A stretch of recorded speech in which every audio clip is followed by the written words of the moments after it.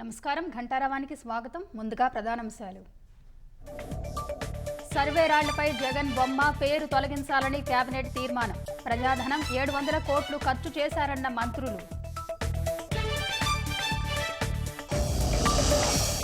జగన్ మోసాలన్నీ వెలుగులోకి వస్తున్నాయన్న విజయ్ కుమార్. లేపాక్షి భూములు కొల్లగొట్టేందుకు యత్నిస్తున్నారని ధ్వజం.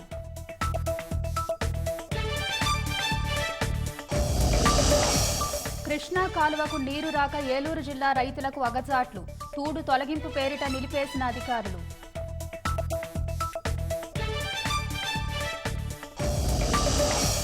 రైళ్ల భద్రతకు ప్రమాదకరంగా మారితే కఠిన చర్యలు. ఆటంకం కలిగించే వారిని జైలుకే పంపాలని ఆర్పీఎఫ్ నిర్ణయం.